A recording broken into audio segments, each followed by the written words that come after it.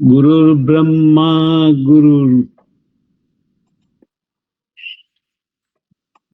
गुरुर्ब्रह्मा गुरुर्विष्णुः गुरुर्ब्रह्मा गुरुर्विष्णुः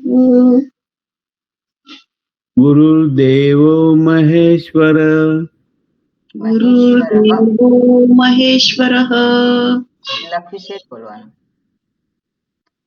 गुरुर् મહેશ્વર साक्षात् महेश्वरः ફરી गुरुर्देव પહેલેથી બોલો કઈ વાંધો નહીં हाँ गुरुर्ब्रह्मा गुरुर्विष्णुः गुरुर्ब्रह्मा गुरुर्विष्णुः गुरुर्देवो महेश्वरः गुरुर्देवो महेश्वरः गुरुर् साक्षात् परब्रह्म गुरुः साक्षात् परब्रह्म तस्मै श्री गुरवे नमः तस्मै श्री गुरवे नमः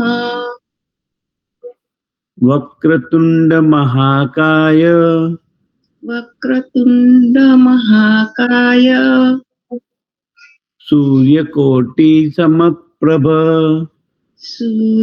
सूर्यकोटि समप्रभ निर्विघ्नं कुरु मे देव निर्विघ्नं कुरु मे देव सर्वकार्येषु सर्वदा सर्वकार्येषु सर्वदा नमस्ते शारदे देवी नमस्ते शारदे देवी वीणा पुस्तकधारिणी वीणा पुस्तकधारिणी विद्यारम्भं करिष्यामि विद्यारम्भं करिष्यामि प्रसन्ना भव सर्वदा प्रसन्ना भव सर्वदा સરસ સારો પ્રયત્ન છે સારું બોલ્યા ઓકે સરસ બોલ્યા સારો પ્રયત્ન છે સારી રીતે કર્યું વેરી ગુડ ઓકે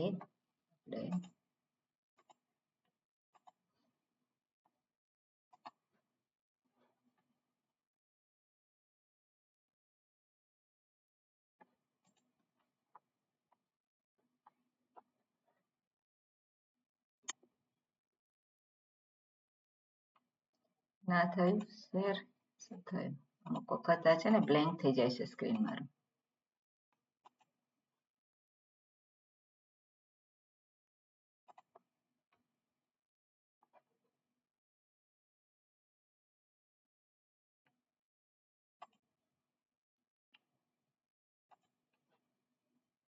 ઓકે હવે દેખાય છે ને બધાને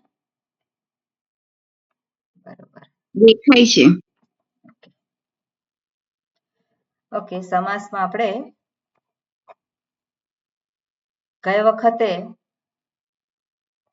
અહીંયાથી બાકી હતું મધ્યમ પદ લોપી ના ઉપપદ થી બાકી છે ઉપપદ સમાસ હા હા હા એટલે ગયા વખતે આ જોયું ઓકે એટલે મધ્યમ પદ લોપી જેમાં એક પદ આપણે ઉમેરીએ એક શબ્દ ઉમેરીએ તો જ એનો અર્થ આપણને ગ્રહણ થઈ શકે એટલે એક શબ્દ આપણે ઉમેરવો પડે તત્પુરુષ સમાસ અંતર્ગત છે બીજો પણ છે મયુર વ્યંસક જેના વિશે વિગ્રહ અને વિગ્રહ કરવાનો જે છે એની અંદર જુદી જુદી રીતે થતો હોય છે એટલે આ જે સમાસ જે છે કોઈ સમાસ અંતર્ગત ન આવી શકે તેને મયુર વ્યંસક તત્પુરુષ સમાસ કહી શકાય ઓકે એનો જે ઉદાહરણ જે છે એ બધા ગયા વખતે જોયા હતા એમાં કોઈને કઈ ક્વેશ્ચન છે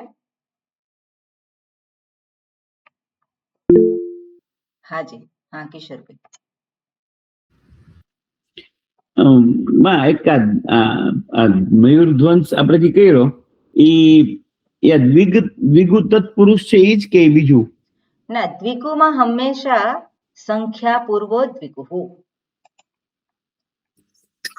સંખ્યા એ પહેલું પદ હોય એને દ્વિગુ કહેવાય. ઓકે. ઓકે, એમાં તત્પુરુષ સમાસ પણ હોઈ શકે, એમાં બહુવ્રીહી સમાસ પણ હોઈ શકે, અને એમાં બીજો કયો છે બહુવ્રીહી, તત્પુરુષ અને અવ્યયી ભાવ સમાસ. હવે આપણે જોઈશું આજે અવ્યયી ભાવ સમાસ. તો એમાં સંખ્યા પૂર્વ હોય ને દ્વિગુ કહેતા હોય છે. ઓકે, બરોબર. મયુરવ્યંસક. પછી નંજ સમાસ જે છે એમાં આપણે જોયું હતું હવે આ જે 6 અર્થ આપ્યા છે એના સિવાયના પણ 2 અર્થ ગયા વખતે ખંજનબેન પૂછતા હતા પ્રશ્ન. એટલે જે અતિશય સરસ હોય એમ કે આ બ્રાહ્મણ છે, પણ બ્રાહ્મણ કેવો છે? બ્રાહ્મણ જ છે આપણે કહેવાય. તો બ્રાહ્મણના બધા જ લક્ષણો એમાં આવે હોય, પ્રગટ થતા હોય. તો એ કેવો છે બ્રાહ્મણ? અતિશય બ્રાહ્મણ કહેવાય. એમ બ્રાહ્મણત્વ એમાં છે, કેવું છે? ટોટલી છે. તો એવું દર્શાવવા માટે પણ નંજ જે છે એનો ઉપયોગ થતો હોય છે. એટલે બીજા 2 ઉપયોગ પણ દર્શાવે છે. એટલે એમાં નથી જતા, પણ સામાન્ય રીતે આ જે 6 ઉપયોગ છે એનો જ ઉપયોગ થતો ભાષામાં થતો હોય છે. આમાંથી કોઈક ને કોઈક ઉપયોગ થતો હોય છે. દાખલા તરીકે અજ્ઞાન શબ્દ છે. તો અજ્ઞાન શબ્દ છે તો અહીંયા સાદૃશ્યના અર્થમાં અજ્ઞાન, તો અજ્ઞાન સિવાયનું શું છે? તો અજ્ઞાન એ જે અર્થ છે કયો અર્થ દર્શાવે છે? તો એ આપણે સાદૃશ્ય એટલે અજ્ઞાન નહીં, જેને જ્ઞાન નથી એને અજ્ઞાન કહીએ છીએ. તો એના સિવાયનું, તો એ અર્થ કદાચ હોઈ શકે, બરોબર. પણ સામાન્ય રીતે શું છે? ન જ્ઞાનમ અજ્ઞાનમ, જ્ઞાનની ગેરહાજરી એટલે અભાવ. અજ્ઞાન શબ્દનો અર્થ શું થાય? કે જ્યાં જ્ઞાન છે જ નહીં જરાય. ફોર એક્ઝામ્પલ આપણે જોઈએ કે સુષુપ્તિ અવસ્થા. તો સુષુપ્તિ અવસ્થામાં શું છે? છે કઈ જ્ઞાન? કઈ જ્ઞાન નથી. તો એને શું કહેવાય? અજ્ઞાન કહેવાય. પછી આગળ જે છે બીજું શું છે કે અન્યતા. અન્યતા જે છે તો અજ્ઞાનથી જુદું.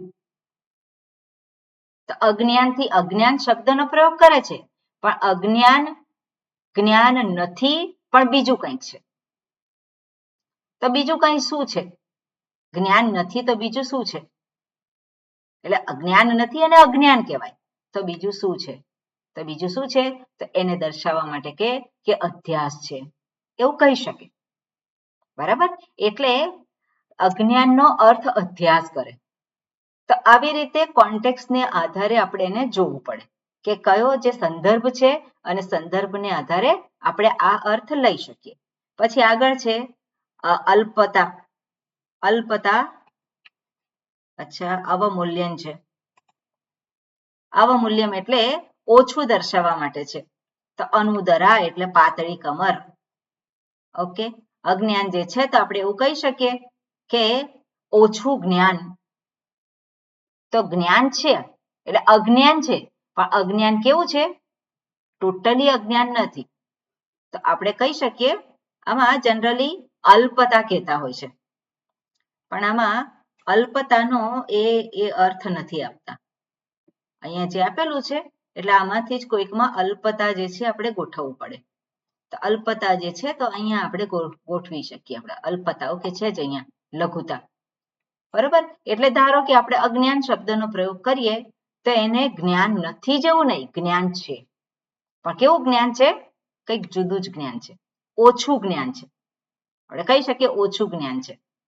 તો એ જે દર્શાવે છે શું છે કે એમાં અલ્પ એવો અર્થ થઈ શકે. આગળ છે વિરોધ. અપ્રાશસ્ત્ય એટલે ખોટો અથવા અયોગ્ય સમય, અને એના અંદર અકાલ એવું આપ્યું છે ઉદાહરણ. બીજું છે વિરોધાર્થે. તો વિરોધાર્થે અજ્ઞાન શબ્દ છે, તેનો વિરોધ શું થાય? જ્ઞાન અને અજ્ઞાન. તો અજ્ઞાન શબ્દનો વિરોધાર્થે શું છે કે જ્ઞાન નથી આપણે કહીએ છીએ. જ્ઞાન નથી, પણ એ અજ્ઞાન શબ્દનો અર્થ તદ્દન વિરુદ્ધ દર્શાવવા માટે થાય. એટલે અજ્ઞાન જે છે એને માટે એને શું કહેવાય? કે દાખલા તરીકે જાગ્રત અવસ્થા છે, તો જાગ્રત અવસ્થામાં આપણે જે કંઈ વ્યવહાર કરીએ છીએ, જે કંઈ હુંને આપણે પોતે ગણીએ છીએ, શેને કારણે ગણીએ છીએ? અજ્ઞાનને કારણે ગણીએ છીએ. પણ અજ્ઞાન જે છે એટલે સંપૂર્ણ નથી એવું નહીં, જ્ઞાન તો છે, જ્ઞાન છે પણ કેવું છે? વિરુદ્ધ જ્ઞાન છે. હુંનું જે સ્વરૂપ છે એનાથી વિરુદ્ધનું જ્ઞાન છે. એટલે અજ્ઞાન શબ્દથી એ વિરુદ્ધ દર્શાવવા માટે પણ એનો એ નંજ સમાસનો પ્રયોગ થઈ શકે.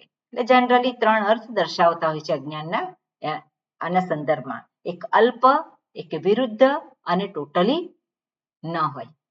અજ્ઞાન શબ્દને આવી રીતે 3 સંદર્ભમાં દર્શાવવામાં આવે છે.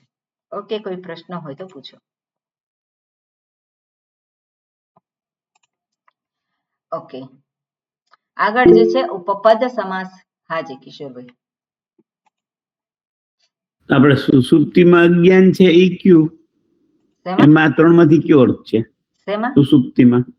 સુષુપ્તિમાં તો જ્ઞાન જ નથી ને, કશું છે કશું ભાન? એમાં આપણે અજ્ઞાન કે અવિદ્યા કહીએ છીએ, એમાં 3 માંથી કયો અર્થ હોય? 3 માંથી અભાવ કે આવે. નથી? અભાવ એટલે શું છે? અભાવ એટલે ટોટલી નથી, જ્ઞાન ટોટલી નથી. પેલામાં અલ્પ હોય તો જ્ઞાન અલ્પ છે, થોડું જ્ઞાન છે, અને વિરુદ્ધ હોય જ્ઞાન તેને શું કહેવાય? એ વિરુદ્ધ જે છે, એટલે એમાં અજ્ઞાન જે છે એનો અર્થ વિરુદ્ધાર્થ.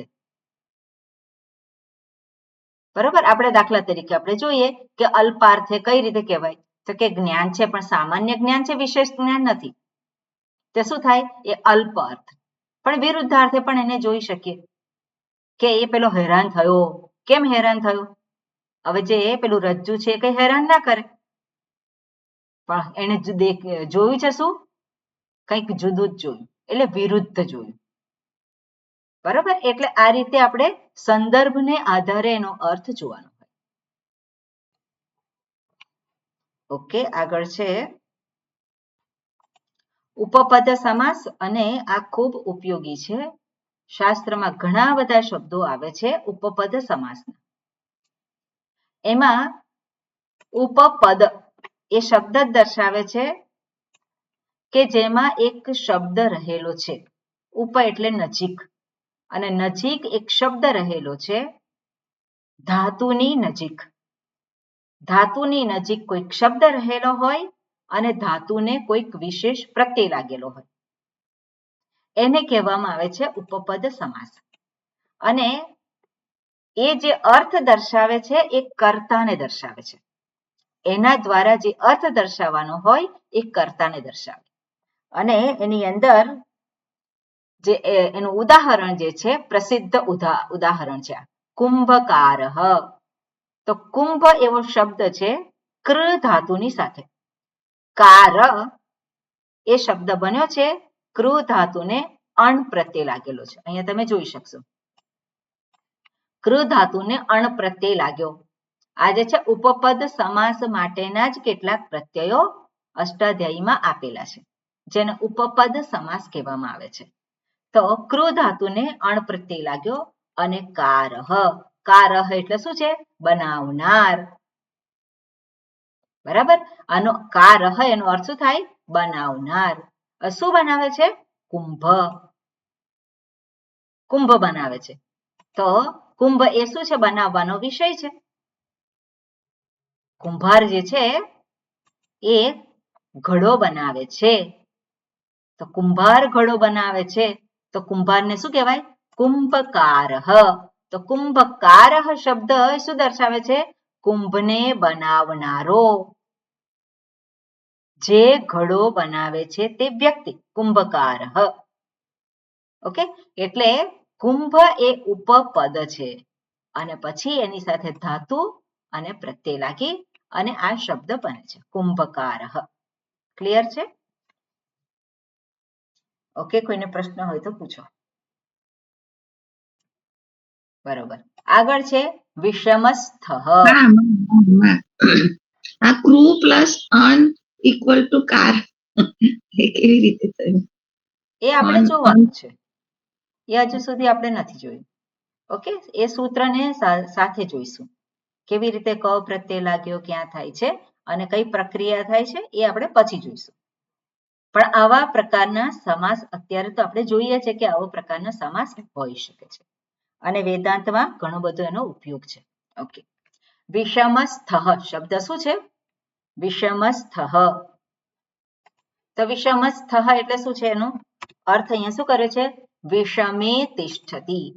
હવે સ્થઃ છે શબ્દ, તો વિષમ આપણને ખબર પડે કે આ વિષમ આવો શબ્દ છે અને પછી તિષ્ઠ સ્થઃ છે. તો સ્થઃ એ જે છે કઈ ધાતુ છે? તો કે સ્થા ધાતુ છે. સ્થા ધાતુને ક પ્રત્યય લાગ્યો અને સ્થઃ એવો શબ્દ બન્યો. કેવી રીતે બન્યો એ આપણે જોઈશું, પણ એનો વિગ્રહ કેવી રીતે થાય? તો સ્થઃ કોને દર્શાવે છે? ઉભેલો છે અથવા તો રહેલો છે. ઉત્તિષ્ઠતિ એટલે ઉભેલો કહેવાય, પણ જે સ્થા ધાતુ સ્થિતિ દર્શાવે કે જે છે, જે રહેલો છે. તો તિષ્ઠતિ, તિષ્ઠતિ એટલે શું છે? એ ક્રિયાપદનું રૂપ કર્યું. અહીંયા પણ ક્રિયાપદનું રૂપ કર્યું કર્તરી અર્થમાં, કર્તાને દર્શાવનાર. તો કરોતિ એટલે કરે, તે કરે છે. તિષ્ઠતિ એટલે તે રહે છે. બરોબર? કૂટવત તિષ્ઠતિ, તો તે રહે છે. તો આ પ્રમાણે જે છે ક્રિયાપદનો ઉપયોગ એના વિગ્રહમાં કરવામાં આવે. એટલે ધાતુ કઈ છે? તો કે સ્થા ધાતુ છે. તો સ્થા ધાતુને ક્રિયાપદમાં શું થાય? લટ લકારમાં. તો સ્થા ધાતુનું રૂપ આપણને ખબર છે, તિષ્ઠતિ થાય. તો એના વિગ્રહમાં એ શબ્દનો પ્રયોગ થાય. તો વિષમે તિષ્ઠતિ એને શું કહેવાય? વિષમસ્થઃ. તેને ઉપપદ સમાસ કહેવાય અને સપ્તમી તત્પુરુષ સમાસ ના કહેવાય. ઓકે, વિષમસ્થઃ એટલે વિષમે સ્થઃ આપણે કરવા જઈએ, પણ સ્થઃ છે નહીં એવો કોઈ શબ્દ. સ્થઃ કેવી રીતે બને છે? તમારે આ પ્રત્યય જે છે આ ઉમેરવો પડે અને એ ઉપપદ સમાસ અંતર્ગત જ આ પ્રત્યયો આવે છે. Okay, clear? એટલે વિષમસ્થઃ એટલે જે વિષમ પરિસ્થિતિમાં રહે છે, ઉભો રહે છે, એને શું કહેવાય? વિષમસ્થઃ. આગળ છે કૂટસ્થઃ. આ શબ્દ તો આવે છે વારંવાર, કૂટસ્થઃ. તો એનો વિગ્રહ શું છે? કૂટવત, કૂટની જેમ. કૂટ એટલે શું? એરણ. કૂટ એટલે એરણ. એરણની જેમ જે બની રહે છે. તો કૂટવત તિષ્ઠતિ. તો ફરી પાછું શું છે? ફરી પાછું એ જ પ્રત્યય છે. અહીંયા સુપીસ્થઃ, અહીંયા પછી તમે જ્યારે જાણશો ત્યારે આ સૂત્ર છે. ઓકે, જ્યારે જાણશો ત્યારે પછી તમને ખ્યાલ આવશે કે અહીંયા કયું સૂત્ર લાગે છે. પણ એનો અર્થ શું થાય છે? જે કૂટની, કૂટની એટલે કે એરણની જેમ. મને લખવા દો. જે એરણની જેમ અચલ રહે છે, અટલ અવિચલ. ઓકે, તો કૂટસ્થઃ એનો વિગ્રહ કેવી રીતે થાય? કૂટવત તિષ્ઠતિ. એટલે આ હંમેશા બીજું જે છે એ હંમેશા ક્રિયાપદનું રૂપ હોય. ઓકે, સ્વસ્થઃ. તો સ્વસ્થ કોને કહેવાય? સ્વસ્મિન સ્વેન તિષ્ઠતિ. સ્વેન એટલે કે સ્વભાવેન, સ્વભાવથી જ એવું જે રહે છે અથવા તો જેમાં રહે છે. સ્વસ્મિન એટલે પોતાનામાં જે રહે છે એને શું કહેવાય?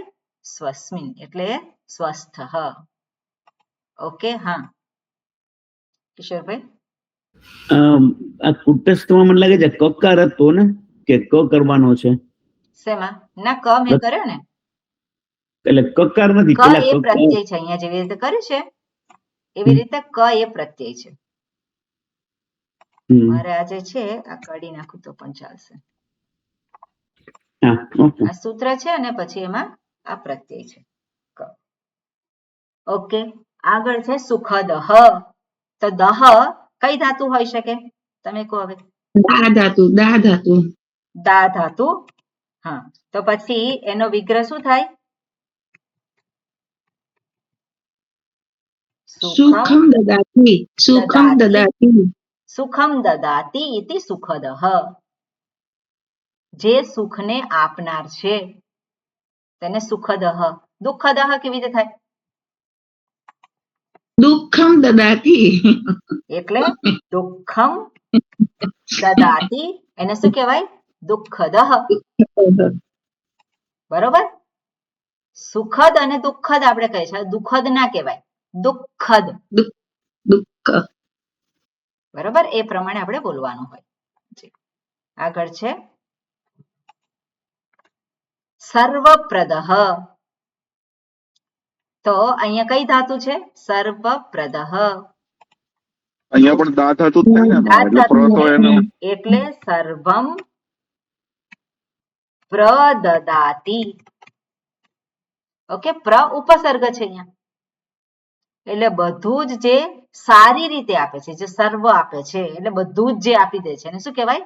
પ્રદદાતિ. પ્રકર્ષેણ દદાતિ. પ્રદદાતિ આ પણ ફરી પાછો એ સમાસ જ થાય, પણ એ સમાસ વિશે અત્યારે વાત કરવાના નથી. અવ્યયી ભાવ સમાસમાં કદાચ આવશે, પણ પ્ર ઉપસર્ગ છે અને એ પણ એને એક શબ્દ ગણવામાં આવે છે, પણ એ આખી જુદો સબ્જેક્ટ છે. ઓકે, એટલે એનો પછી વિગ્રહ કઈ રીતે કરે? પ્રકર્ષેણ દદાતિ. હવે એનું પ્રકર્ષેણ કેમ કર્યું તો પછી આપણે ફરી પાછું આગળ જોવું પડે. એટલે સર્વમ પ્રદદાતિ. ઓકે, આગળ છે સામ ગહ. તો ગહ એટલે કઈ ધાતુ છે આમાં? કઈ ધાતુ? ગઈ. ગઈ. ગઈ ધાતુ છે. તો સામ ગાયતી. ઓકે, સામ ગાયતી. હવે સામમ કેમ ના કર્યું? સામમ કેમ ના કર્યું? કારણ કે નકારાંત શબ્દ છે. નકારાંત સામન શબ્દ છે, નકારાંત શબ્દ છે અને નપુંસક લિંગમાં સામ. પ્રથમ વિભક્તિ એકવચન, દ્વિતીય વિભક્તિ એકવચન સામ થાય. એટલે સામ ગાયતી આ દ્વિતીય વિભક્તિ એકવચનનું આ રૂપ છે. એટલે તમને ક્યારેક કન્ફ્યુઝન થાય અને પછી આને બદલી કાઢો એવું થાય નહીં, કે આ ખરેખર શું હોય? સામમ હોય, એવું ના થાય. એટલે સામન એ શબ્દ છે. ઓકે, સુરાપહ. તો પહ કઈ ધાતુ છે? આ ધાતુ. પા ધાતુ છે. પા ધાતુનો કયા રૂપ થાય છે? પીબતી. પીબતી. Very good. તો હવે આગળ કયો શબ્દ છે? પહ ની આગળ સુરાપ. સુરા જે છે કેવો ધાતુ, કેવો શબ્દ છે? સુરાન પીબતી. એટલે શું થશે? સુરામ પીબતી. એને શું કહેવાય? જે દારૂ સુરાપહ. પીવે છે. ઓકે, સુરાપહ જે પીએ, દારૂ પીએ છે એને શું કહેવાય? સુરાપહ.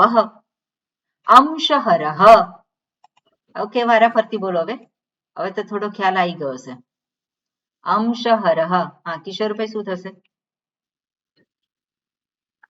વારા ફરતી કહેજો ચંદ્રિકાબેન તમે, કે મારે આમાં ચેન્જ કર્યા કરવું પડશે. અંશ હરતી. અંશઃ કેવી રીતે થાય? પેલી વિભક્તિ અકારાંત. સકારાંત નથી, અંશ એ અકારાંત શબ્દ છે. અકારાંત. હા, તો શું થાય? અંશ. અંશઃ કેમ થાય? હવે અંશઃ હરતી. હરતી શબ્દનો અર્થ શું થાય? હરે છે, ગ્રહણ કરે છે. તો હરે છે આપણે કોને દર્શાવવું છે? કર્તાને. હરે છે. શેને હરે છે? અંશ. અંશને હરે. અંશ હરે છે કે અંશને હરે છે? અંશને હરે છે. તો કઈ વિભક્તિ આવે? અંશને. દ્વિતીય આવે. હા, તો શું આવે? રામમ. અંશમ. એટલે અંશમ હરતી. ઇતિ અંશહરહ. ઓકે, પછી કોણ છે? હર્ષાબેન. હર્ષાબેન શું થશે? કુરુચરહ. કુરુચરહ. કુરુમ ચરતી એવું થાય. એટલે કુરુમ ચરતી. હવે કુરુમ ચરતી જે કુરુદેશમાં વિહાર કરે છે, કુરુદેશમાં છે, એનો અર્થ શું છે? કુરુદેશમાં. તો કઈ વિભક્તિ આવશે?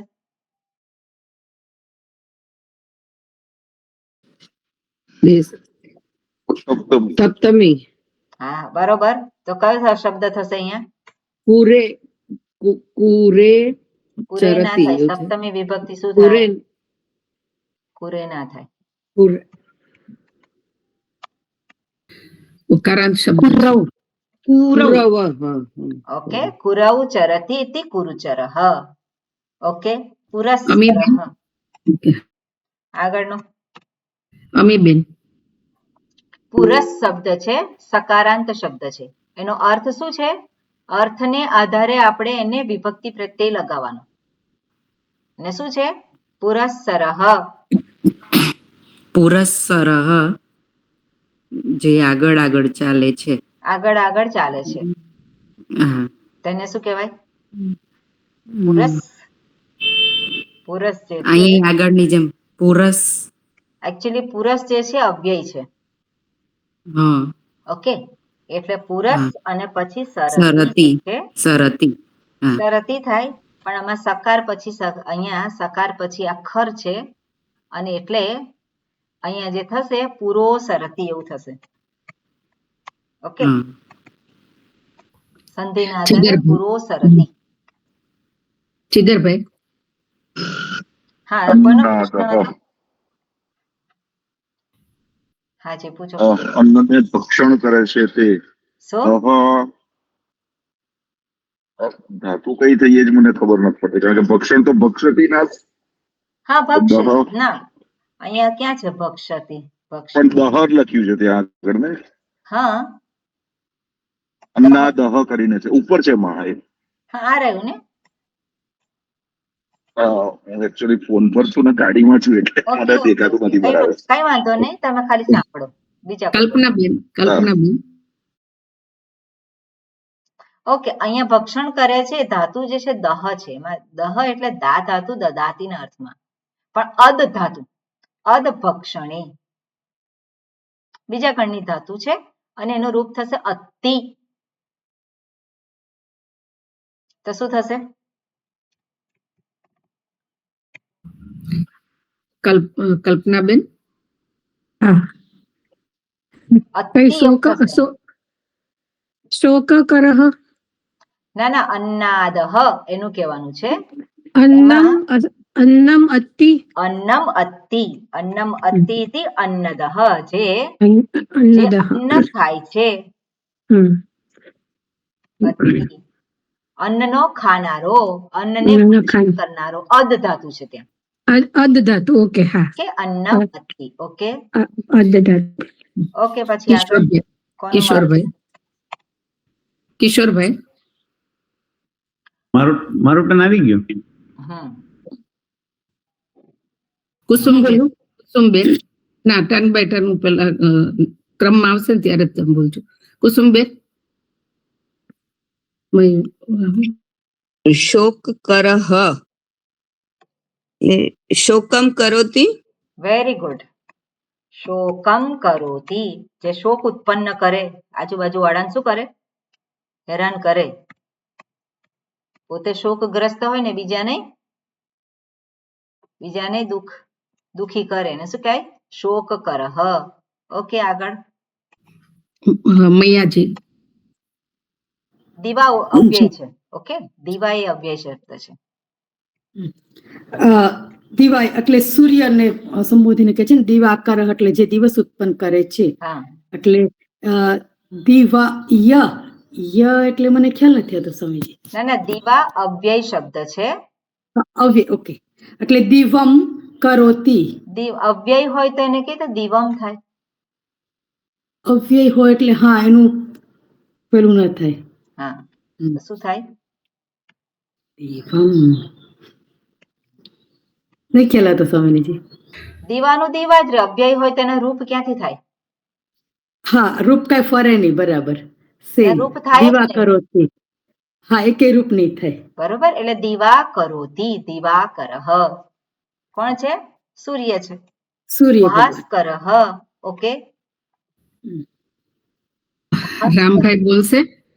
રામભાઈ કે રસીલાબેન બોલશે. ઓકે, રસીલાબેન પછી બોલજો. બોલવા જેવો. ભાસ્કરઃ જે પ્રકાશ કરે છે. સૂર્ય. એટલે સકારાંત શબ્દ છે, સકારાંત શબ્દ આવડતો હોય ભાસ તો તમને આવડે. એટલે શું થાય? ભાસ એવું થાય છે અને પછી ભાહા એવું થઈ જાય. ભાહા કરોતિ. ભાહા કરોતિ ઇતિ ભાસ્કરઃ. શું થયું આમાં? બરોબર. આગળ કોણ છે? સરોજબેન પંડ્યા. સરોજબેન. હા. કિંકરઃ હા. કિમ કરોતિ. કિમ કરોતિ. જે બોલ્યા કરે કિમ કિમ કરોતિ. કિમ કરોતિ. કિમ હવે શું કરું? હવે શું કરું? એવું કિમ કિમ એવું બોલ્યા કરે. તો કિમ કિમ કરોતિ કિમ કરઃ એટલે શું છે કે જે સેવક. ઓકે. બધાને શીતલબેન. વાર આવી જાય પછી આગળ પછી હું જ બોલીશ. ઓકે. કોણ છે હવે? નેક્સ્ટ છે શીતલબેન. પ્રભાકર એટલે એનું શું છે? જે પ્રકાશ ઉત્પન્ન કરે છે તે, એટલે હા. પ્રભામ કરોતિ. પ્રભામ કરોતિ. Okay, very good. પછી આગળ. બસ બધાને ટર્ન આવી ગયા બસ છે. તમે લોકો કરો. ઓકે. પેલા નિશાકરઃ. ખંજનબેન. નિશાકરઃ નિશામ કરોતિ ઇતિ નિશામ નિશાકરઃ. કરોતિ ઇતિ નિશાકરઃ. ઓકે. ઓકે. સૂત્રકારઃ એટલે સૂત્રમ કરોતિ. સૂત્રમ કરોતિ ઇતિ સૂત્રકારઃ. સૂત્રકારઃ. સૂત્રકાર આપણે બોલીએ છીએ ને. અચ્છા, હવે આવશે પ્રાર્થનામાં સૂત્રકારઃ. પ્રજ્ઞાબેન. નાસિક નાસિકંધમઃ. ઓકે, નાસિક નથી, નાસિકાંધમઃ છે. નાસિકાંધમ. નાસિકાથી એટલે પંચમી થશે ને. નાસિકાત નાસિકાંધમઃ. હા, ધમતી. નાસિકા શબ્દ જે છે એ કેવો શબ્દ છે? આકારાંત. હા. એટલે હા, એટલે નાસિકા યાહ ધમતી. ધમતી એટલે નાસિકા વડે ધમતી. ધમતી એટલે શું છે? ફૂંક મારવી. ફૂંક મારે છે. રેખા. એટલે નાસિકાંધમઃ એટલે શું કરે? નસકોરા. જે કરતો હોય એને કહેવાય. અને પેલો નાનું છોકરું હોય ને લેટા નીકળતા હોય પછી શું કરે? ઉપર ચડાયા કરે. તો એને કઈ નાસિકાંધમત. નાસિકાયાહ ધમતી. રેખા છે હાજર? નહીં હોય, કામમાં હશે. ઓકે, એટલે બરોબર. એટલે હવે શું છે? પ્રિયમ વદહ. તો શું થશે? પ્રિયમ વદતી. પરંતપઃ.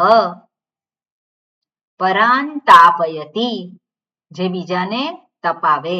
અર્જુનનું નામ છે પરંતપઃ. અરિંદમઃ.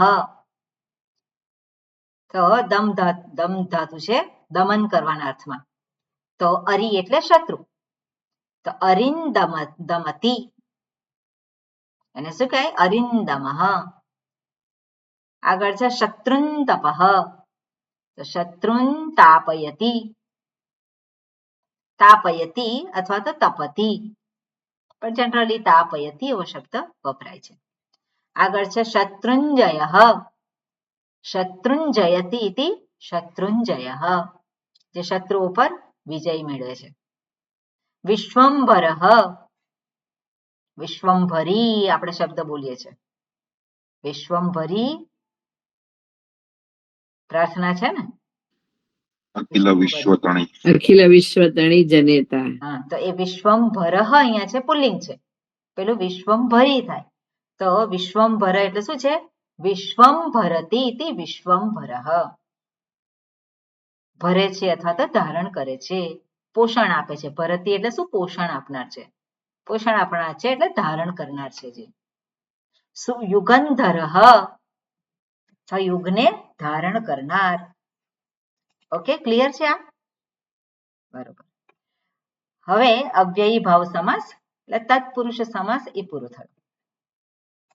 અવ્યયી ભાવ સમાસમાં આપણે જોઈએ કે કોને અવ્યયી ભાવ સમાસ કહેવાય, તો એમાં અવ્યય હોવો જરૂરી છે. સમાસ બે શબ્દો વચ્ચે થાય અને બે શબ્દોમાં એક શબ્દ છે એ અવ્યય હોવો જોઈએ, તો જ એને અવ્યયી ભાવ સમાસ કહેવામાં આવે. અને અવ્યયી ભાવ સમાસમાં એક શબ્દ જે અવ્યય છે અને બંને શબ્દ જોડાય અને પછી જે સમાસ બને એને પણ અવ્યય જ કહેવામાં આવે છે. ઓકે, અવ્યયી ભાવ સમાસને પણ અવ્યય કહેવામાં આવે છે. હવે અવ્યય એટલે શું? અહીંયા એની વ્યાખ્યા આપી છે. અનવ્યયમ અવ્યયમ ભવતી ઇતિ અવ્યય. અવ્યયી ભાવ સમાસ, જેનો વ્યય થતો નથી અને ન થઈ શકે પણ જેનો વ્યય થાય છે, અવ્યય. એટલે વેદાંતને આધારે આપણે આવો અર્થ જોઈ શકીએ. પણ આમાં પણ શું છે?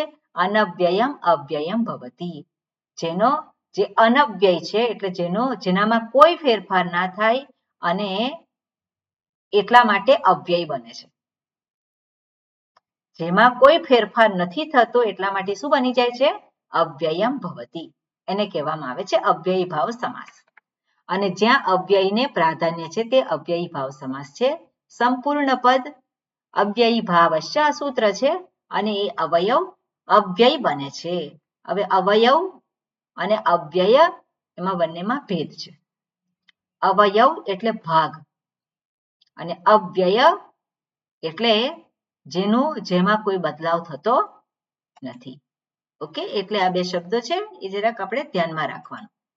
આ સમાસમાં પૂર્વ પદનું મોટે ભાગે પ્રાધાન્ય રહેલું છે અને પૂર્વ પદ અવ્યય હોય છે.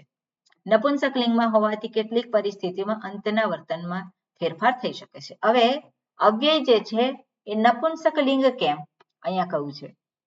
તો જે કંઈ અવ્યય હોય એને સામાન્ય એવો નિયમ છે કે એને નપુંસકલિંગ પ્રમાણે એ બનાવવાના. અને નપુંસકલિંગમાં પ્રથમા વિભક્તિ એકવચન અથવા તો દ્વિતીય વિભક્તિ એકવચન બંનેનું રૂપ સરખું જ હોય છે. નપુંસકલિંગમાં પ્રથમા વિભક્તિ એકવચન, દ્વિતીય વિભક્તિ એકવચનનું રૂપ સરખું જ હોય છે. એટલે એને રૂપ સામાન્ય રીતે આપવામાં આવતું હોય છે. ઓકે, અવ્યયને જો અંતિમ સ્વર દીર્ઘ હોય તો તેને આ સૂત્રથી એને રસ્વ કરવામાં આવે છે. આ એક્સ્ટ્રા નિયમ છે. ઓકે, હવે આની અંદર આપણે જોઈએ, આ થોડુંક તમારે માટે વધારે છે પણ આ રાખેલું છે. આમાં બધું આપણે જોઈએ નહીં, પણ ભવિષ્યમાં ધારો કે તમારે જોવાનું થાય તો આ રીતે તમે જોઈ શકો. બધું જ આપણે આમાંથી નહીં જોઈએ. ઓકે, આ બધું છે એ તમારા માટે થોડુંક વધારે છે. એટલે અત્યારે તમે નહીં સમજી શકો પણ પછીથી જ્યારે આપણે ગ્રામર ભણી લઈશું ત્યારે આ બધું ફરી વાંચશો તો તમને આ બધું સમજાશે. પણ અત્યારે એ રહેવા દઉં છું. ઉપકુંભેન ઉપકુંભમ કૃતમ. ઓકે, હવે અહીંયા જે છે આ જુદા જુદા ઉદાહરણ આપેલા છે અને એનો અર્થ જે છે અહીંયા આપણે જોવાનો છે. હવે એનો વિગ્રહ જે છે એ વિગ્રહમાં ઘણી બધી વખત આપણને ખબર ના પડે અને શબ્દો જે છે અવ્યય છે તે અવ્યય જે છે એની વિભક્તિ થતી ના હોય, પણ છતાં પણ અહીંયા વિભક્તિ કોઈક ને કોઈક કરવામાં આવેલી હોય શબ્દની. તો એ જે છે આપણે આને થોડીક જુદી રીતે એને જોવાનું રહે. એટલે અવ્યયી ભાવ સમાસ જે આગળના સમાસ છે એવું જે તમને ખબર પડી જાય એવું આમાં નહીં થાય. ઓકે, એટલે પણ અવ્યયી ભાવ સમાસમાં એક શબ્દ જે પ્રથમ શબ્દ છે એ અવ્યય હોય એટલું આપણે ધ્યાનમાં રાખવાનું. ઓકે, કયા અર્થ છે અવ્યયી ભાવ સમાસ? તો અહીંયા કે છે વિભક્તિ અર્થ દર્શાવનાર હોય. તો અહીંયા શબ્દો જ આપણે જોઈશું, એને ડિટેલમાં આપણે જોઈએ નહીં. ઓકે, તો દાખલા તરીકે અધિહરી શબ્દ છે. અધિહરી, તો અધિહરી એટલે હરવ ઇતિ. હરવ ઇતિ એટલે શું છે? હરેહે વિષયે ઇતિ. હરિની બાબતમાં, હરિના સંદર્ભમાં, તો એને શું કહેવાય? અધિહરી. અધિ એ અવ્યય શબ્દ આગળ મૂકવામાં આવે છે. અધિનો અર્થ શું થાય? એની બાબતમાં. અધિહરી ઓકે, એટલે અહીંયા ઉદાહરણ પણ આપેલું છે. વયમ અધિહરી વસામહ. અહીંયા હરિહી નથી કર્યું. કેમ? કારણ કે આ શબ્દ જે થયો છે એ નપુંસકલિંગ શબ્દ થયો. બંને શબ્દને ભેગા કર્યા એ નપુંસકલિંગ શબ્દ થયો. અને નપુંસકલિંગમાં શું થાય છે? વારી શબ્દ છે નપુંસકલિંગ, તો શું થાય? વારી, વારિણી, વારિણી, વારી, વારિણી, વારિણી. તો અહીંયા પણ શું થશે? અધિહરી. ઓકે, એટલે વયમ અધિહરી વસામહ.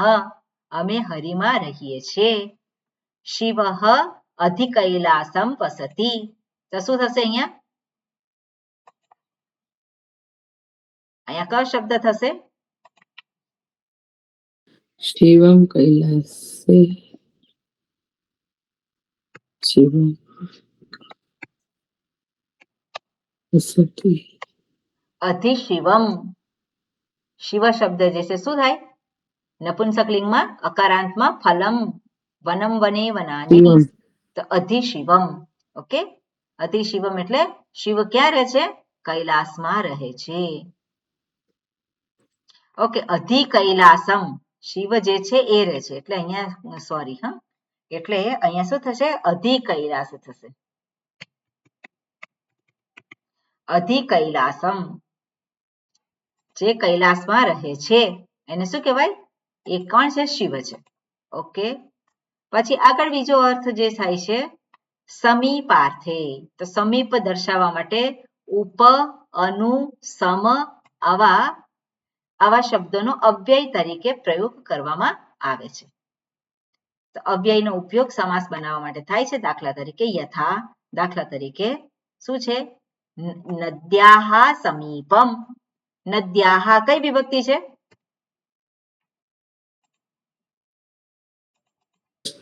પંચમી પંચમી અહીંયા કઈ છે? નદ્યાહા સમીપમ એટલે નદીની નજીક એટલે છઠ્ઠી. ષષ્ઠી વિભક્તિ, બરોબર. એટલે નદીની સમીપ. તો નદીની સમીપ આપણે દર્શાવવું છે તો શબ્દ શું છે? ઉપન. શબ્દ કયો છે? એક ચાલુ કરે તો વિચાર કરી અને પછી બંધ કરી દેવાનું. ઓકે, ઉપનદમ અથવા તો ઉપનદી. નદમ કેમ છે? તો ફરી પાછું આપણે એ વ્યાકરણમાં જોવું પડે. એટલે ઉપનદમ જે છે એ નપુંસકલિંગમાં શબ્દ છે. ઓકે, અને કેમ નદીનું નદમ કર્યું છે? તો એ પછી વ્યાકરણમાં ભાષિત પુંસ્ક એવું આવે છે. આમાં કદાચ આવે તો જોઈશું. પહેલા જોયેલું છે આપણે ભાષિત પુંસ્ક? હા, જોયેલું છે. બરોબર. પણ એમાં પુલ્લિંગ થાય છે. હા, એમાં પુલ્લિંગ કરીએ છીએ આપણે. રૂપવતી ભાર્યા એટલે રૂપવદ ભાર્ય એવું કરતા હતા આપણે. એટલે એટલે એમાં જે છે હોય એનું પુલ્લિંગ, એક આગળનો શબ્દ પુલ્લિંગ કરી શકીએ. બરોબર. એટલે અહીંયા પણ શું છે? ઉપનદમ. પણ અહીંયા બધા જ એના રૂપ જે છે કેવા થશે? નપુંસક લિંગ પ્રમાણે થાય. બરાબર. અવ્યયી ભાવ સમાસ છે એમાં અવ્યય શબ્દ બને છે એટલે બધા જ રૂપ એના કેવા થાય? એને આધારે થતા હોય. ઓકે, નપુંસક લિંગ પ્રમાણે. એટલે નદીનું શું થયું? નદ થયું, પણ ઉપનદમ અથવા તો ઉપનદી એવું પણ થઈ શકે. ઓકે, અર્થાભાવ એટલે અભાવ અર્થે અને એટલે પદાર્થની ગેરહાજરી એ દર્શાવવા માટે નિર અને અ એ બેનો પ્રયોગ કરવામાં આવે છે. તો અહીં આપણે જોઈએ મક્ષિકાણામ અભાવ નિર્મક્ષિકમ. ઓકે, માખીઓનો અભાવ. જગ્યા હોય અને ત્યાં શું છે? માખીઓ નથી, તેને શું? નિર્મક્ષિકમ. વિઘ્નાનામ અભાવ નિર્વિઘ્નમ. નિર્વિઘ્નમ કુરુ મે દેવ. તો શું છે? વિઘ્નાનામ અભાવ. વિઘ્નોનો અભાવ એને કહેવાય નિર્વિઘ્નમ. નિર્મક્ષિકમ આનંદેન શેતે. તો છોકરો ચાંચડની ગેરહાજરીમાં, ચાંચડ અહીંયા લખ્યું છે, અથવા તો મચ્છર આપણે કહીએ, તો માખીની હાજરીમાં ખુશીથી સૂઈ જાય છે અને નિર્મક્ષિકમ. એટલે આ રીતે આ બધા શબ્દો જે છે એને વપરાય છે. આપણે ખાલી માત્ર શબ્દો જ જોવાના છે અહીંયા. અત્યય અર્થે, અત્યય એટલે નાશ, અને એને માટે અતિ, નિર, નિસ એવા અવ્યયનો પ્રયોગ કરવામાં આવે છે. હિમસ્ય અત્યય, તો હિમસ્ય અત્યય એટલે અતિહિમમ. અતિહિમમ પરિસરસ્ય હાનિ ભવતી, પુષ્કળ બરફ પરિસરને નુકસાન કરે છે એટલે અતિહિમમ. નિર્હિમમ, ઓકે, એટલે શીતસ્ય અત્યય, ઘણો બધો બરફ છે અત્યારે બધે. ક્યાં બધું? અતિહિમમ, બધી જગ્યાએ બરફ પડે છે, તો શું છે બધું? એ નાશ પામે, એટલે નાશના અર્થમાં અતિ, નિર, નિસ આ બધા એનો પ્રયોગ કરી શકાય છે. રામઃ અતિ કોપાત શાંતિમ પ્રાપ્તવાન. રામઃ અતિ કોપાત, અધિક કોપ જે હતો એને છોડી દીધો, અતિ કોપાત એનો નાશ થયો કોપનો, અને પછી શાંતિમ પ્રાપ્તવાન, શાંતિને પ્રાપ્ત થયા, શાંતિને પ્રાપ્ત કરી. આગળ છે અસંપ્રત્યર્થે, એટલે એનો અર્થ શું છે? અયુક્ત, અયોગ્ય કાળે. તો અયોગ્ય કાળે એ દર્શાવવા માટે પણ અતિ એનો ઉપયોગ કરવામાં આવે છે. આ સમયે યોગ્ય નથી એવો અર્થ થાય. એટલે નિદ્રા સંપ્રતિ ન યુજ્યતે અતિ નિદ્રમ. આ સુવાનો સમય નથી, અત્યારે ક્લાસનો સમય છે એટલે સુવાય નહીં. એટલે શું કહેવાય? અતિ નિદ્રમ. એટલે એને થાય કે આ યોગ્ય સમય નથી. એટલે અતિ આ જે અવ્યય છે એનો ઉપયોગ આ અર્થમાં થાય છે. કંબલમ સંપ્રતિ ન યુજ્યતે ઇતિ અતિ કંબલમ. ધાબળો અત્યારે જરૂરી છે કે નહીં? અત્યારે છે, પણ ઉનાળામાં જરૂરી ન હોય, એટલે અતિ કંબલમ. અભાવ દર્શાવે, અયોગ્ય કાળ દર્શાવે. ઓકે, પછી અતિ નિદ્રમ આરોગ્યાય ન ભવતી. વધારે પડતી ઊંઘ સ્વાસ્થ્ય માટે સારી નથી, પણ ઓછી ઊંઘ હોય એ પણ સ્વાસ્થ્ય માટે સારી નથી. અતિ નિદ્રમ પુરુષ ઉત્તિષ્ઠતિ. અતિ નિદ્રમ એટલે ઊંઘનારો જે છે, ઊંઘણસી ઉભો થાય છે. તો આ બધા જે છે અતિ એટલે જે બતાવે કે આ સમય યોગ્ય નથી એવું આ જે છે એવો અર્થ આપણને પ્રાપ્ત થાય. બીજું છે પશ્ચાત અર્થ. પશ્ચાત એટલે અનંતરમ, અનંતરમ એટલે પછી, અને એને માટે અનુ એ અવ્યયનો પ્રયોગ કરવામાં આવે છે. એટલે વિષ્ણુહો પશ્ચાત, એને શું કહેવાય? અનુવિષ્ણુ, એટલે વિષ્ણુને પાછળ, વિષ્ણુની પાછળ, એટલે વિષ્ણુની પછી. ઓકે, વિષ્ણુની પછી થશે.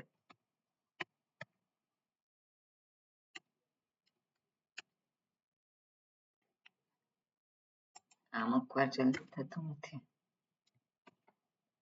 વિષ્ણુની પછી કે વિષ્ણુની પાછળ. રથાનામ પશ્ચાત અનુરથમ, પદાનામ પશ્ચાત અનુપદમ. અને રથાનામ પશ્ચાત અનુરથમ, અનુશિષ્યમ તો શું થાય? શિષ્યાણામ પશ્ચાત અનુશિષ્યમ, અનુગોપાલમ.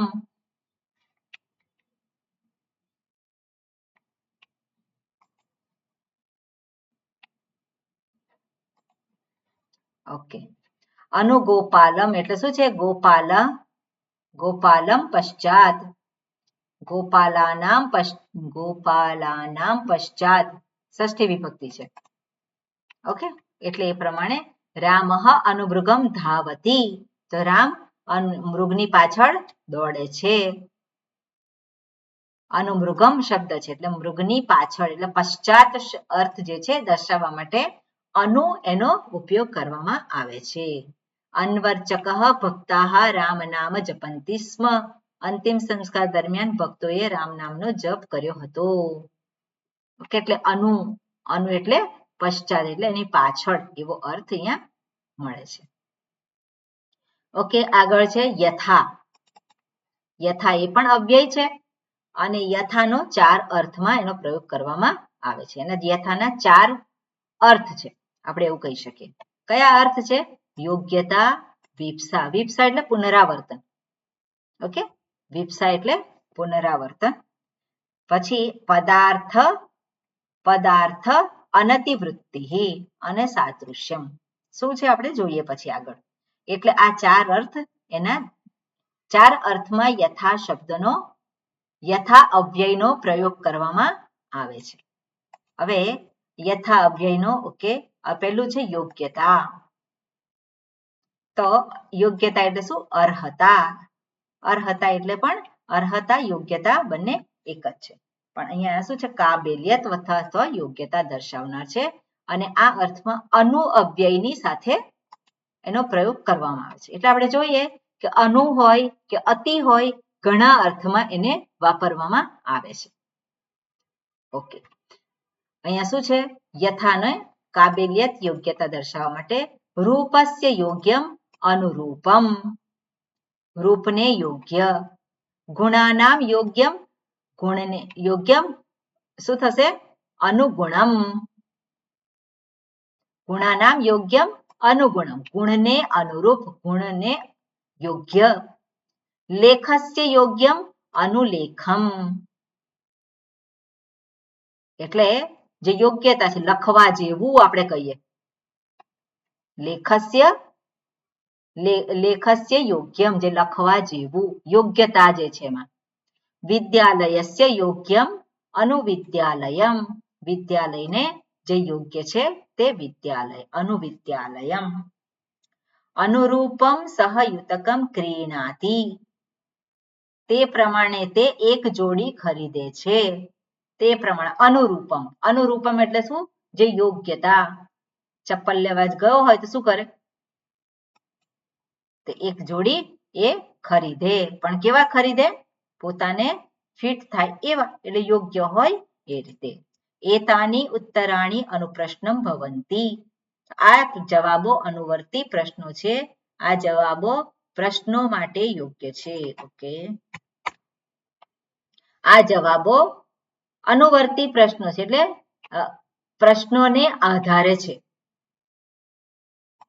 પ્રશ્નોને આધારે છે, અથવા તો આ જવાબો કેવા છે? યોગ્ય છે. પ્રશ્ન જે પૂછ્યો હતો એને આધારે જ જવાબ છે. એટલે એતાની ઉત્તરાણી અનુપ્રશ્નમ ભવતી, ભવંતી. આ બધા શું છે?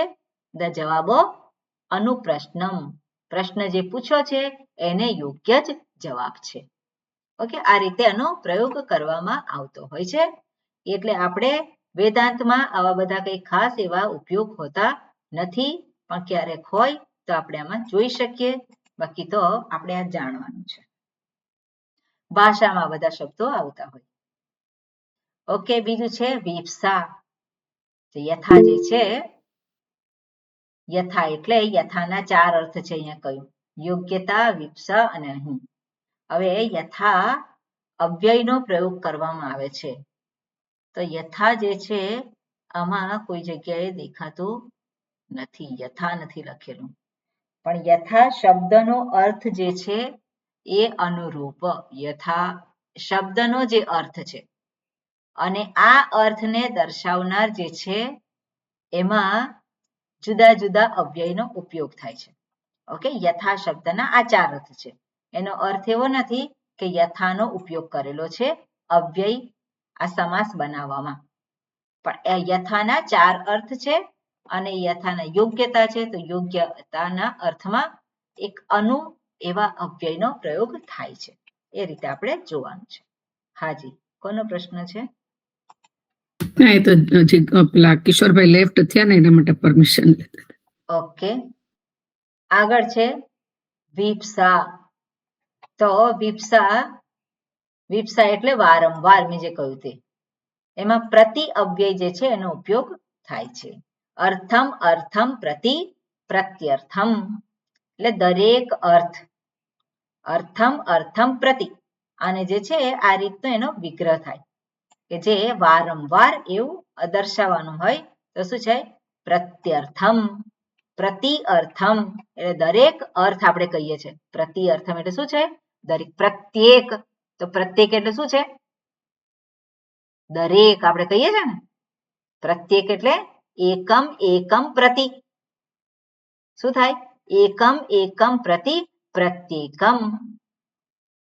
પછી આગળ છે પ્રતિવૃક્ષમ, ઓકે સોરી, પ્રતિમાસમ એટલે કે દરેક મહિને.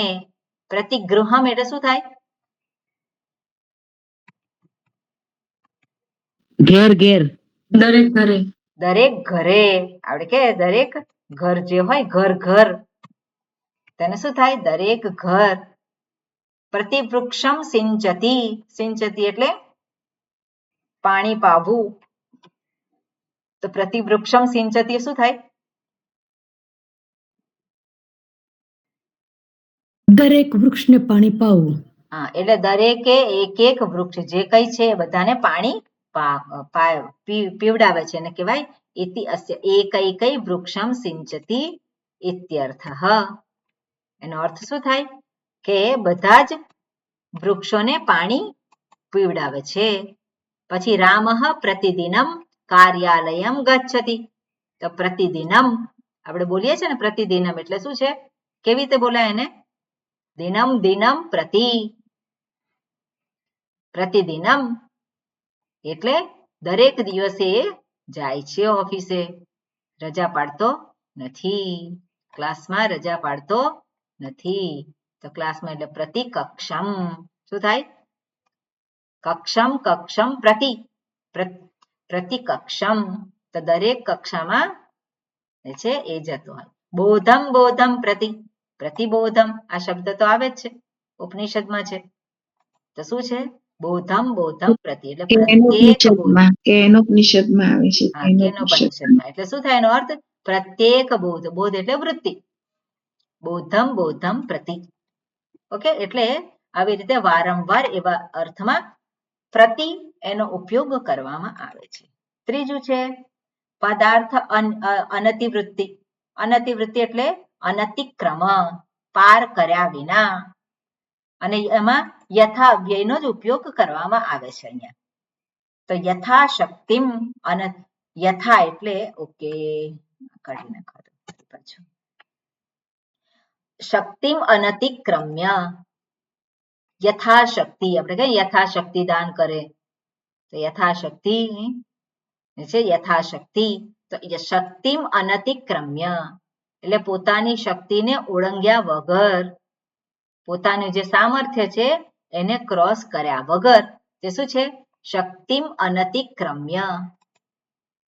તો યથાશક્તિ. યથાશક્તિ પઠતી. યથાશક્તિ પઠતી એટલે શું છે?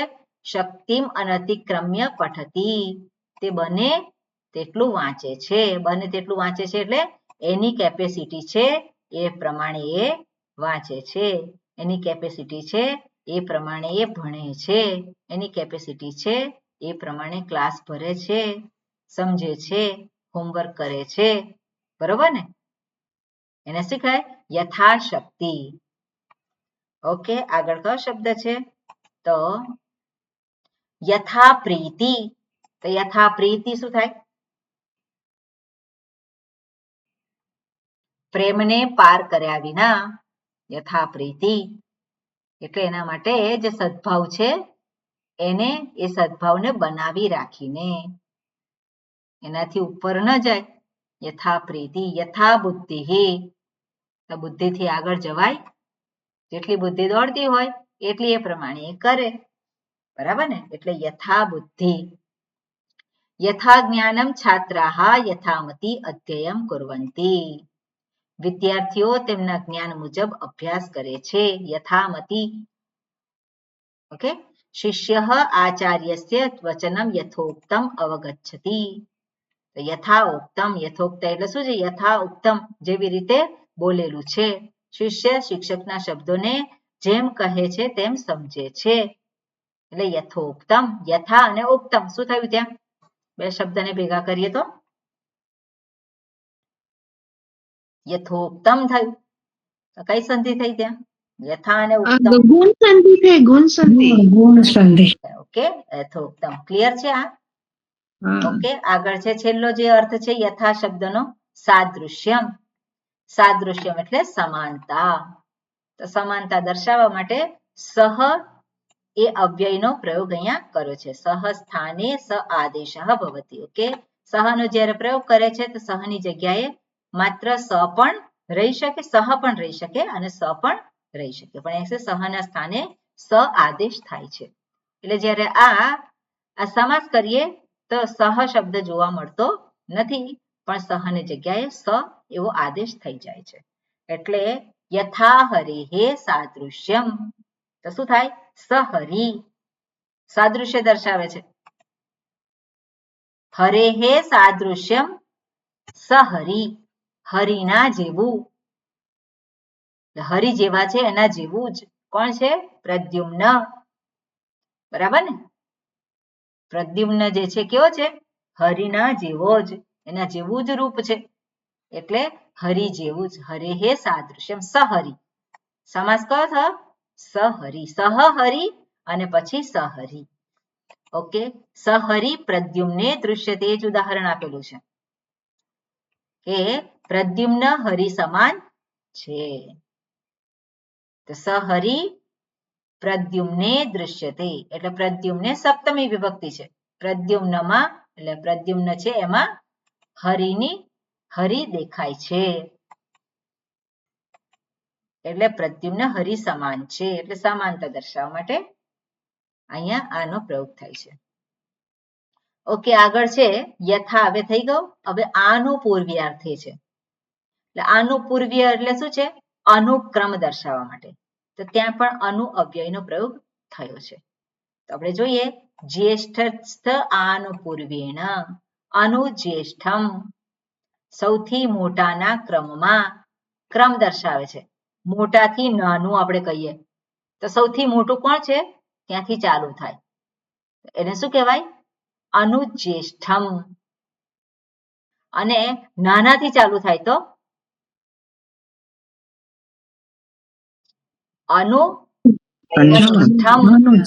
અનુકનિષ્ઠમ. એટલે જે કનિષ્ઠ છે ત્યાંથી ચાલુ કરવાનું, સૌથી કનિષ્ઠ છે, સૌથી નાનો છે ત્યાંથી શરૂ કરીને મોટા સુધી જવાનું, એને શું કે અનુકનિષ્ઠમ. ઓકે, અહીંયા શું કે છે? અનુજ્યેષ્ઠ. ચડતા અને ઉતરતા ક્રમમાં વાપરી શકાય?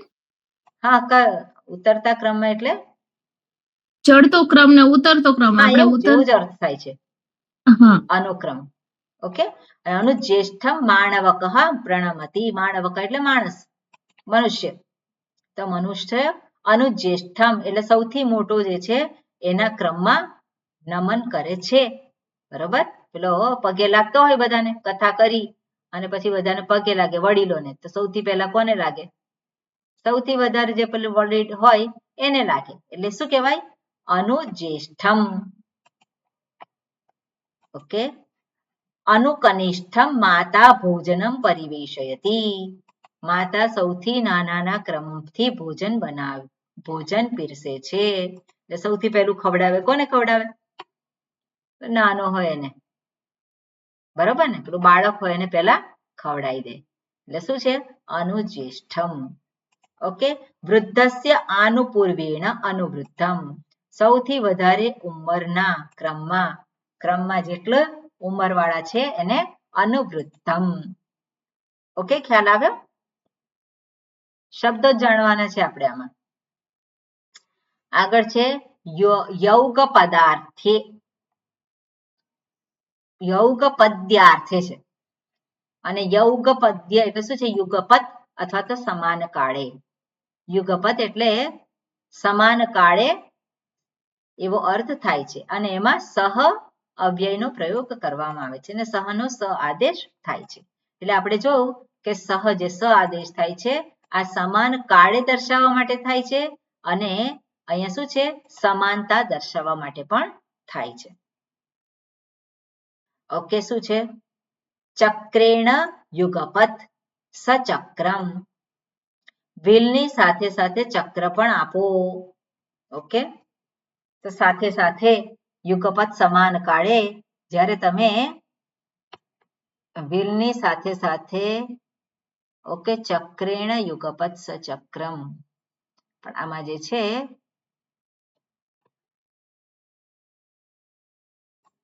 આ જે છે આ નહીં આવે.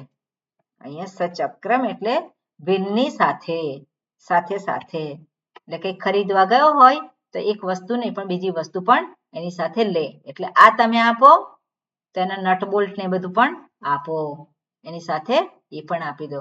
સચક્રમ શંખમ દેહી, તો ચક્રની સાથે સાથે શંખ પણ આપો. તો ચક્ર એટલે કયું છે ચક્ર? અહીંયા આ કોઈ મોટરસાયકલ નું કે વ્હીકલ નું ચક્ર નથી, પણ શું છે ચક્ર એટલે? સુદર્શન ચક્ર. હા, એટલે સુદર્શન ચક્ર અથવા તો બીજું કોઈ ચક્ર જે છે એની સાથે સાથે શંખ પણ આપો. ઓકે, સરામમ લક્ષ્મણ, એટલે શું થશે? સલક્ષ્મણ, રામની લક્ષ્મણ એટલે સરામમ લક્ષ્મણ, તો સલક્ષ્મણ એટલે લક્ષ્મણની સાથે રામ પણ છે. ઓકે, સીતા ચ વનમ ગચ્છ, ઓકે, સરામમ લક્ષ્મણ સીતા ચ વનમ ગચ્છત, તો લક્ષ્મણ જે છે એ સીતાની સાથે અને રામની સાથે સાથે વનમાં જઈ રહ્યા છે. શું છે? સરામમ, રામની સહિત લક્ષ્મણ અને સીતા વનમાં જઈ રહ્યા છે. ઓકે, સરામમ ગચ્છતિ. ઓકે, કોને પ્રશ્ન પૂછવાનો છે? ઓકે, સહની સાથે તૃતીયા વિભક્તિ આવે એવું નથી હોતું? સહની સાથે તૃતીયા વિભક્તિ આવે એટલે અહીંયા આપણે જોઈએ ચક્રેણ યુગપત સચક્રમ છે તૃતીયા વિભક્તિ. હા, અહીંયા છે પણ ઉપરના એમાં નહીં આવ્યું અને અહીંયા પણ સચક્રમ શંખમ દેહી. સચક્રમ એટલે સચક્રમ નો આપણે ચક્રેણ સહ શંખમ દેહી આપણે એનો વિગ્રહ એવી રીતે કરાય, ચક્રેણ સહ. ઓકે, ચક્રેણ સહ શંખમ દેહી, ચક્રેણ યુગપત એટલે સચક્રમ, ચક્રેણ સહ એટલે અહીંયા યુગપત જે છે એ અર્થને દર્શાવવા માટે અહીંયા લખ્યું છે. એટલે ચક્રેણ યુગપત એટલે સચક્રમ એટલે વિલની સાથે સાથે સમાન કાળે આ શબ્દ થયો, બરોબર? સચક્રમ એ દર્શાવવા માટે ચક્રેણ યુગપત એટલે સમાન કાળે ને શું કહે? સચક્રમ. ઉદાહરણ કયું છે? અહીંયા છે, બરોબર? એટલે સચક્રમ શંખમ દેહી, તો સચક્રમ એટલે શું છે? આ સમાસ શબ્દ થયો પણ એનો વિગ્રહ શું થશે? ચક્રેણ સહ, ચક્રેણ સહ અથવા તો ચક્રેણ યુગપત. ઓકે, લખવા દો મને.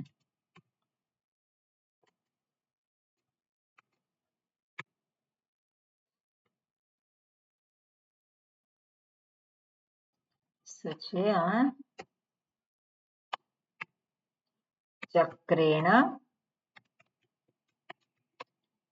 ચક્રેણ અથવા તો યુગપત લખાય છે ને, યુગપત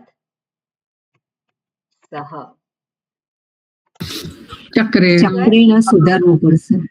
ચક્રેણ સહ અથવા તો યુગપત સહ, પણ યુગપત જે છે એ શબ્દની સાથે નથી આવતું. યુગપત હવે જોવું પડે શું છે એકચ્યુઅલી, પણ ચક્રેણ સહ એવું તો આવશે જ, બરાબર? એટલે સચક્રમ એટલે સચક્રમ શંખમ દેહી. ક્લિયર છે? શ્રીરામમ લક્ષ્મણ સીતા ચ વનમ ગચ્છતિ. સ રામ એટલે શું છે? રામેણ સહ. ઓકે, રામેણ સહ આ પ્રમાણે આપણે એ કરી શકીએ. એનો વિગ્રહ આગળ એને એ પ્રમાણે કરાય.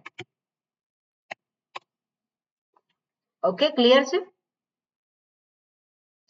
રામેણ સહ એટલે શું થયું? સરામમ. ઉદાહરણ, સરામમ લક્ષ્મણ સીતા ચ વનમ ગચ્છત. ગચ્છત કયું છે રૂપ?